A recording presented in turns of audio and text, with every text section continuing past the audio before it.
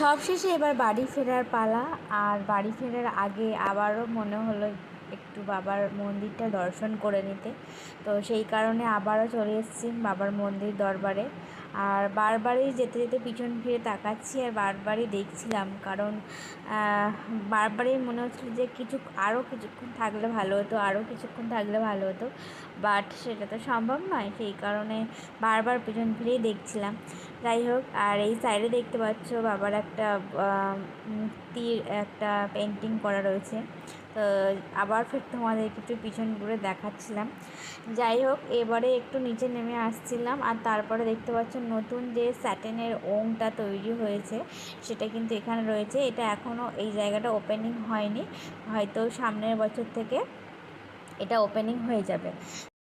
তারপরে দেখতে পাচ্ছ এখানে রয়েছে হেলিপ্যাডের যে গ্রাউন্ডটা, এখান থেকে তো হেলিকপ্টার সার্ভিস অ্যাভেলেবেল থাকে। আর হেলিকপ্টার সার্ভিস অনলাইনে তোমরা প্রাইস দেখে বুক করতে পারো, আবার অফলাইনে হয়, কিন্তু অফলাইনে টিকিট পাওয়াটা খুবই মুশকিল আর কি কাজ। তো অফলাইনের টিকিট খুব একটা পাওয়া যায় না। তো তোমরা চেষ্টা করবে, যারা হেলিকপ্টারে আসার চেষ্টা বা হেলিকপ্টারে নামার চেষ্টা করবে তারা অনলাইনে বুক করার চেষ্টা করবে।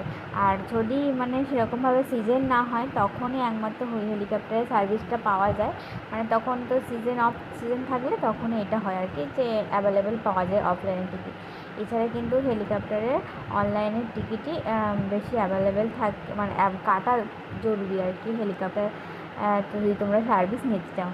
যাই হোক, অনেকটা বকবক করে ফেলছি আর মনটা একটু খারাপ, কারণ এত কষ্ট করে এতটা পথ এসে বাবার কাছে দর্শনে এসেছিলাম আর সেখানে একটা দিন কীভাবেই চলে গেল জাস্ট বুঝতেই পারলাম না।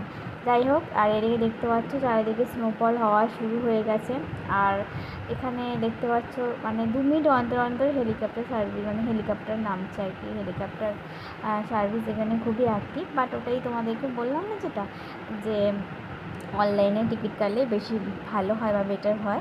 আর অফলাইনে তো অতটা যদি বেশি রাশ থাকে না তখন অফলাইনে টিকিট পাওয়া যায় না, তো ওই জন্য।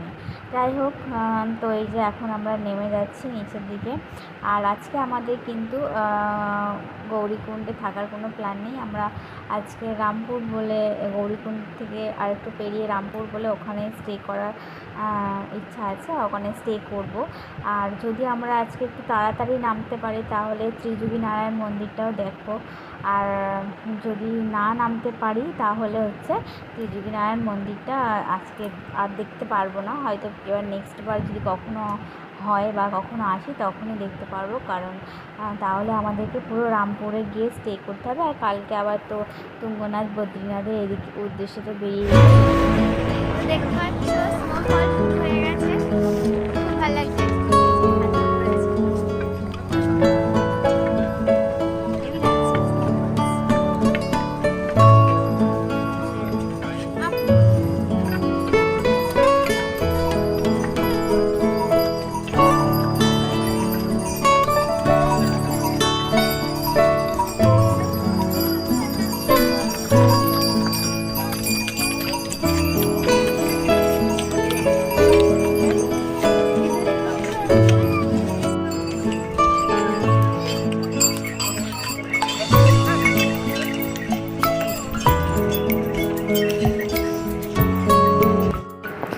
যত আমরা নিচের দিকে নামছি কিন্তু স্নোফল আরও বেশি পরিমাণে হচ্ছে আর ওয়েদারটা প্রচণ্ড পরিমাণে খারাপ হচ্ছে।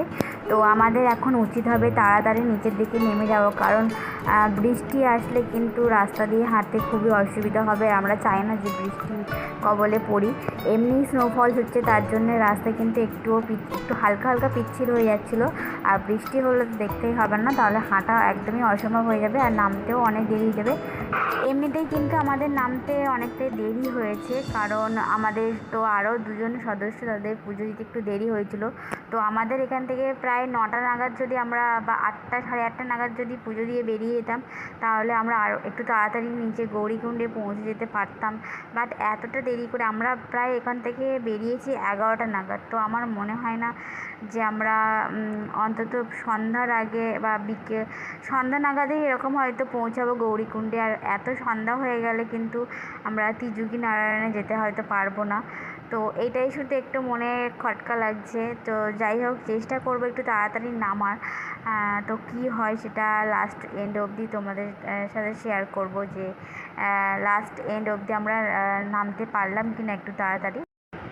এদিকে তো মুখ চোখ থেকে আমার বুঝতেই পারছো যে ঠান্ডায় আমার অবস্থাটা কতটা খারাপ হয়ে গেছে। নাক তো পুরো লাল হয়ে গেছে, চোখ মুখ তো পুরো ফুলে গেছে। তো চলো যাই হোক, দেখতে থাকো তোমরা ভিডিওটা।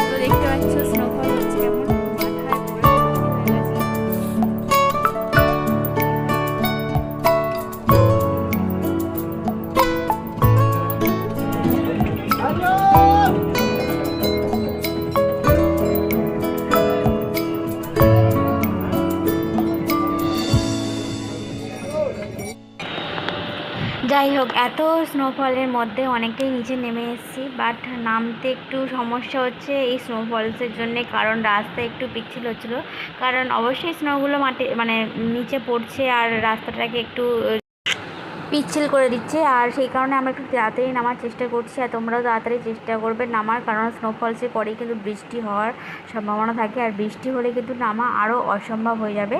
তো তোমরা যারা আসবে স্নোফলস হলে কিন্তু কেউ দাঁড়িয়ে থাকবে না, নেমে যাওয়ার চেষ্টা করবে আস্তে আস্তে। আমাদের কী পরিমাণে স্নোফল হচ্ছে শুধু একবার দেখো, মনে হচ্ছে যেন বৃষ্টির মতো স্নোফল হচ্ছে।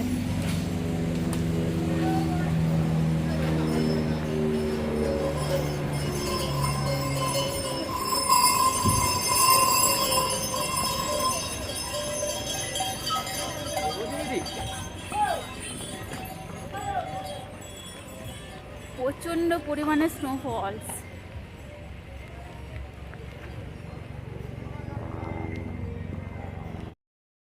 তো যতই আমরা নিচের দিকে নামছি আরও যেন স্নোফলস বেড়ে যাচ্ছে, আর মানে আরও বেশি পরিমাণে হচ্ছে। তো দেখতে পাচ্ছ তোমরা ক্যামেরাতে, আমার তাকানোই মানে মুশকিল হয়ে পড়ছে, বাট আমরা কিন্তু কেউ দাঁড়িয়ে পড়ছি না, কারণ স্নোফলস হলেও আমাদেরকে নামতে হবে, কারণ এরপরে যদি বৃষ্টি শুরু হয়ে যায় তখন কিন্তু আমরা নামতে পারবো না, আর প্রচণ্ড মানে রিস্কি হয়ে যাবে। এখন যতটা রিস্কি ততটা তার থেকেও কিন্তু আরও বেশি রিস্কি হয়ে যাবে। তো তাড়াতাড়ি আমরা ওই জন্য নামার চেষ্টা করছি।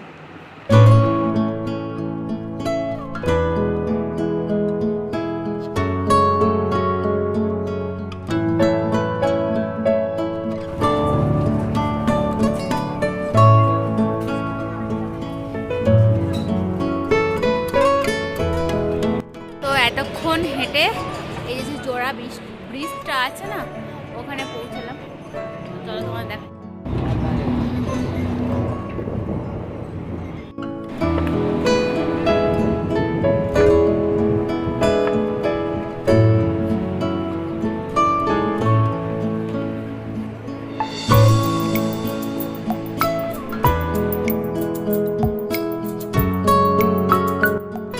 তো একটু আগে দেখছিলে কত পরিমাণে স্নোফলস হচ্ছে, আর এখন দেখতে পাচ্ছ সামনে পুরো রোদ ঝলমলে।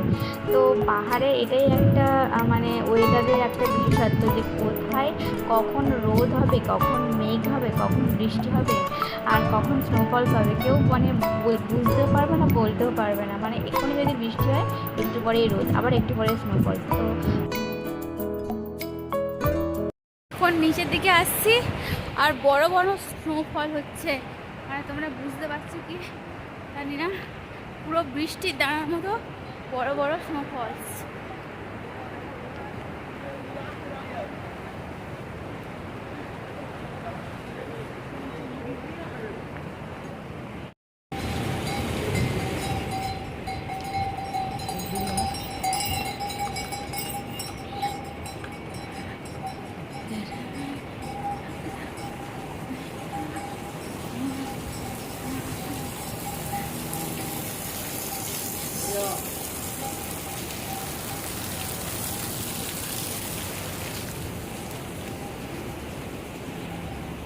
প্রচণ্ড পরিমাণে স্নোফলস হচ্ছে, পুরো বৃষ্টির মাথা।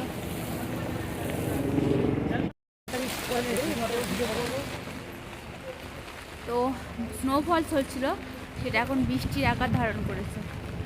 এই বৃষ্টির মধ্যে হাঁটা কিন্তু খুব টাফ। চলো দেখা যাক।